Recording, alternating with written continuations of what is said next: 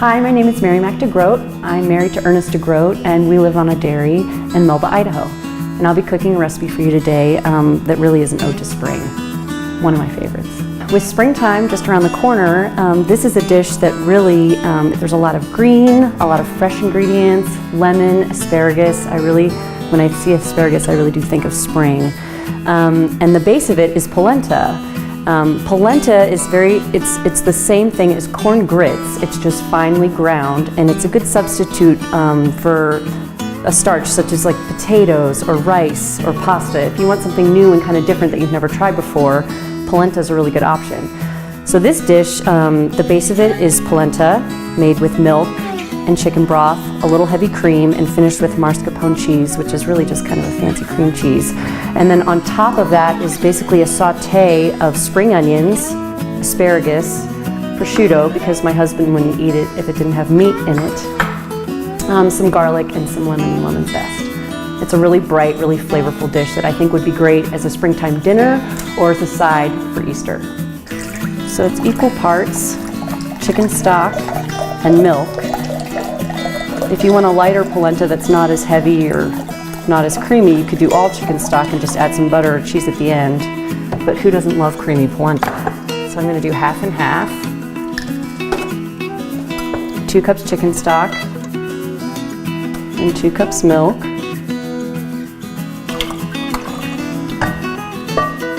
And a half a cup of heavy cream, because why not? So I'm starting with the polenta. I have 2 cups of milk, 2 cups of chicken stock, and a half cup of heavy cream. I'm going to bring that to a boil. Then I'm going to slowly add in the polenta in a nice steady stream. The polenta is something you kind of have to continuously stir so that it doesn't stick to the bottom. It'll start to thicken. You can get quick cooking polenta that can be done in about 5 minutes. This is a bit more of a longer cooking polenta. It takes about 15 to 20. While I do that, I'm going to turn my heat down to low. And so the origin of this polenta recipe actually came from a restaurant that I actually used to cook at in New York City. I got married a little bit later in life, so I was a chef for quite a few years. Always grew up living in the city. I was a ballerina turned chef. I went to culinary school in Europe and then moved to New York and cooked there for a few years. And they used to do this delicious polenta dish in the winter with gorgonzola cheese and toasted walnuts that was delicious. So that's kind of what inspired this. Loved living in cities as a young adult, but never really wanted to stay in a city. So I was living in DC, and one day my mom and my next door neighbor growing up had lunch with me and told me about their idea to set me up with a dairy farmer in Idaho, which is where my next door neighbor now currently lives. So I said, why not? What do I have to lose? And she gave him my email address. And about a month later, he started emailing me, and a month or 2 of emails turned into about a month of phone conversations, and then that turned into me finally coming out here to meet Ernest in person. We pretty much hit it off right away, and 3 months later we were engaged, and 7 months after that we were married. And now I live in Idaho and cook for a dairy farmer. So while the polenta is cooking on low for about 15 minutes, I'm going to start the vegetable side. And I'm going to start by sauteing about 4 tablespoons of butter.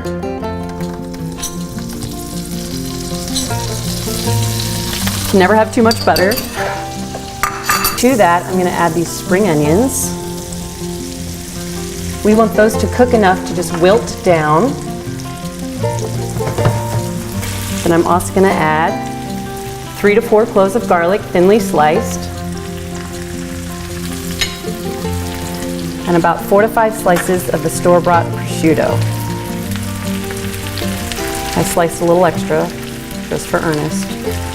Kind of want the prosciutto to crisp up, the garlic to get nice and soft, and the spring onions to wilt. You can either toss with a pair of tongs like I'm doing, or flip the pan a few times if you feel adventurous.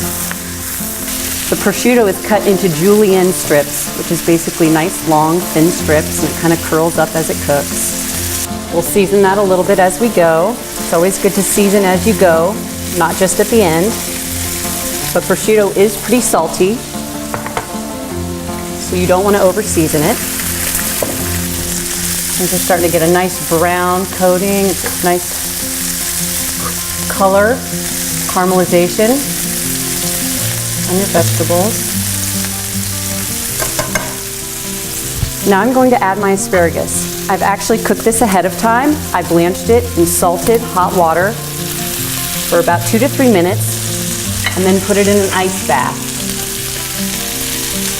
to quickly stop the cooking process so that it maintains its nice, fresh green color. I'm also adding lemon zest and the juice of 1 lemon. The acidity and the juice of the lemon actually stops the butter from browning too much. So you're almost making a brown butter sauce in this pan. If you feel like your polenta is getting too thick, you can always add a little bit of chicken stock to thin it out. Now I'm going to season my polenta, also with some kosher salt and fresh black pepper. Nice creamy consistency. You can also taste it with a spoon to make sure you've gotten all the gritty taste out of it off your teeth. And then to finish it off, I'm just going to add a nice, generous scoop of the mascarpone cheese. And you want to add your cheese at the end because it becomes too gluey if you add it too early on in the cooking process. And nice and melted. Just a little bit more butter.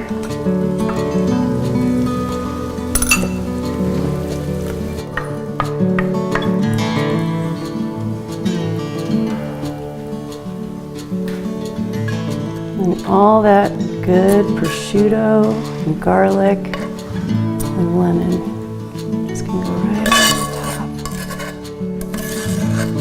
top. And here you have it, a really bright and fresh yet satisfying dish, perfect for a side dish for the spring or on your Easter table. Thank you so much for coming to our home on our dairy farm, and we hope you enjoy this recipe.